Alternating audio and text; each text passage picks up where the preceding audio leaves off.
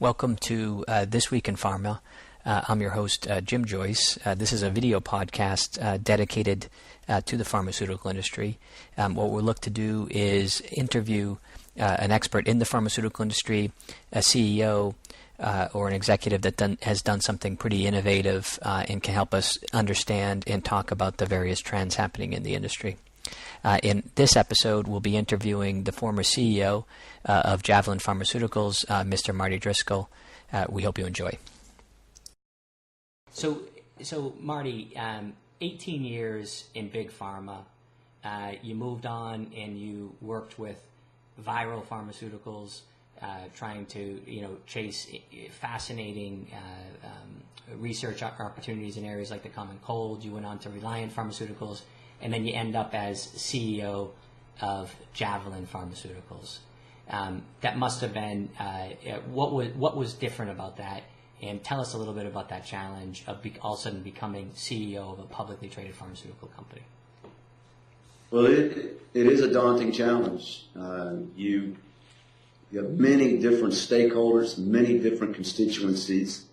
At the same time, you're trying to give a sense of direction and a sense of strategy focus to the marketplace, because your investors, prospective investors, the analysts all want to know where you're going to take the company. They're expecting that very quickly, but you also need to really learn the company. I was on the board, I was a director, but you're not management. You don't know the day-to-day. You don't know all the operational elements. Yeah. And so you have to quickly jump in and get to know the people and all that's taking place, understand the patents, understand the status of development programs, the clinical programs and the like. It's a quick learning curve. Okay. Very rapid. At the same time, you need to communicate with your shareholders in the marketplace. Give them a sense that you have a good handle on what the right strategy for the company could be. So it's daunting, but if you're someone who has a confidence in your abilities and your people, it's exhilarating. At the same token, it's exhilarating. It is intense, especially in today's world, in the capital markets, in the financial markets that we have today, and all the risk and development that we have. It's intense, but it's exhilarating all the same.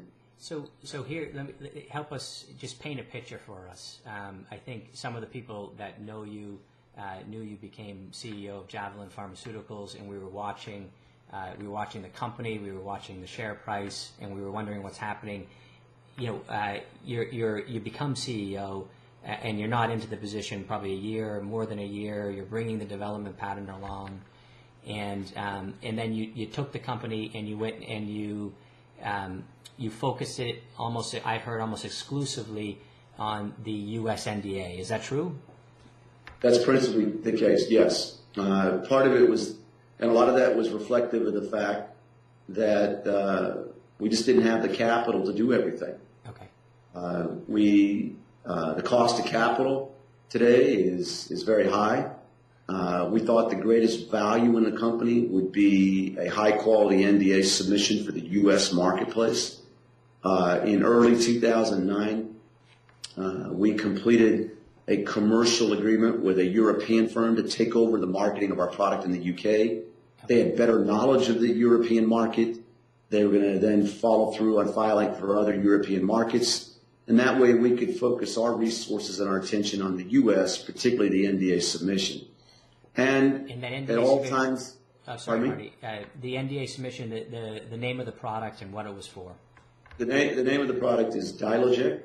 It's an injectable form of diclofenac. Diclofenac is a very well-known NSAID, been around. In fact, I believe it's the most often, has the greatest number of prescriptions dispensed for an NSAID globally. Okay. Highly effective and safe NSAID. And the key to Javelin's technology was a certain technology that allowed it to be delivered as a bolus injection. Okay. And if the FDA approves the product as safe and effective, it will be used post-surgically to help manage pain following surgery in adults. And so that was the focus we had, and it was driven in part by the balance sheet of the company. and the relative low level of capital we had, and the capital markets and the cost of capital would take to go out and raise additional capital. So the company, so you, like a lot of research-focused companies, you have a burn rate. You got to focus the organization. So you focus them on the U.S. NDA, and from there, what happened at that point? Well, companies are always talking about opportunities, and we had an active business development activity going on. I had made it very clear publicly that we were seeking partners for the commercialization of our products in the U.S.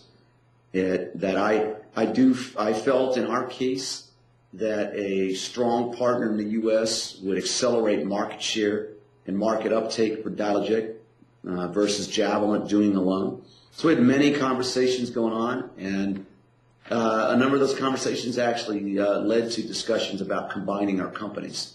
Okay. So I had discussions with CEOs and from other companies about combining our companies, and ultimately we had one almost merger completed in September of last year, 2009. And this is all publicly disclosed. It's in the 14D filing with our mergers. But we ultimately did the merger agreement with Myriad that I talked about a few minutes ago in December of 2009. Okay. Culminating in the merger with Hospira in July of just this past month in July. So, from listening to you, that merger, it was none too soon. So apologies. That merger was, you had a merger on the table, and then you had Hospira coming in. It must have been a confusing time for the organization. It must have been tense. Give us a little bit, how do you deal with that? I'm sure you were watching the cash on the balance sheet. Did you have to be a Texan to get yourself through that situation? Well, fortunately, because when we completed our merger agreement with Myriad in December 2009, because of our cash position, there was an important element to that relationship, and that was a loan and security agreement, where Myriad agreed to fund our business until the closing of the merger with Myriad. We were borrowing X amount per month from them up to a certain limit. So by that point, we didn't have to concern ourselves with going out into the marketplace and raising capital. Okay. It's because of the loan agreement. The merger agreement, like most merger agreements, inhibited us from talking to other companies about a transaction. But because you always must do what's in the best interest of the shareholders, certainly if there was a legitimate, unsolicited superior proposal that came to us, we had an obligation to our shareholders to contemplate that. And Hospira came to us with an unsolicited superior proposal, and that was late in March, early April. And so we had an obligation of a board. We determined it was our fiduciary duty to consider that. And we did, and notified Myriad of that as part two under our merger agreement, and ultimately decided to do a new merger agreement with Hospira. Agreement was Hospira then paid off the loan that we had taken from Myriad, and Hospira provided us with an extension of that loan through the time that our merger would close with that. So in that sense, I think we did a very fine job with the shareholders because we had a merger agreement in place and our business was being funded under the loan facility. So certainly that took a lot of angst off my plate. But I think you're making a very good point with your question is that, you still have employees. You need your key employees there because we had an NDA under active review by the Food and Drug Administration. And make sure we had an important partner in Europe marketing our product. We had a lot to be doing, so I needed to keep the employees focused. And fortunately, people, and they did that all the way to the end. So just coming back to you, so a fantastic story, and congratulations. You successfully pursued those transactions, kept the organization on track. My understanding is Javelin is, as part of the Hospira organization, is very focused on commercializing that product. Looking back now, 18 years in big pharma, working as a lead commercial director, working as a CEO of a publicly traded company. when you look at that situation, do you miss big pharma? Would you go back to it, or do you like the excitement and the pace of these small pharmaceutical companies? Well, for me, I really enjoy the smaller company culture. It's exhilarating. I like the pressure of the day-to-day decision making, and I like the pressure that, as I said earlier, that every decision matters. That said, I had a great 18 years at Schering-Plough. I was mentored by some great people, many people that went on to very successful careers in pharma. I learned immensely. I had a great experience with my coworkers, and I remain in touch with many of them. So it's been a great business. I've been very, very fortunate. The life sciences business is a wonderful business. You're a part of something that has a real effect on people's lives. And I think that's impressive. It's not just getting a paycheck. It's that you're really working in an endeavor where you're bringing therapies or other treatments to marketplace that really change people's lives. That's pretty cool. I mean, it's cool. And so I think in working in large pharma can be just as exhilarating. You just have to know yourself and what it is that you as an individual really enjoy, and where you think your talents and your skill sets can best be in the environment you want to be in. Because there's great work going on in large pharma right now, great work, and they will.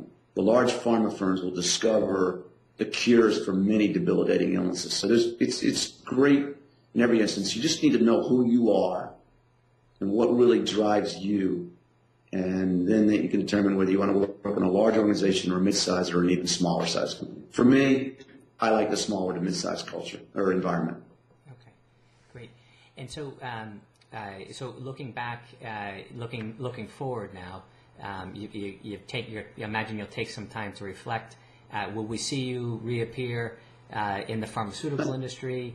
What will be the next guise of Marty Driscoll? I don't know. I'm not sure. I learned a long time ago. I'm energized. I'm still, I think, relatively young, and I'm still learning every day. So what happens next, I'm not sure, but I'm not worried about it at all. I'm looking forward to what it is next, whatever it is. So that's great. So Marty, I thank you for all your time. I thank you for bearing with us through some of the technology there. I'm Jim Joyce, the host of This Week in Pharma, and our old friend Marty Driscoll. Marty, we invite you back to the program when you become in your next job. So thanks for being here. Well, it's been a real pleasure, Jim, and I thank everyone for taking the time to listen to some of my ideas and thoughts. Great, fantastic.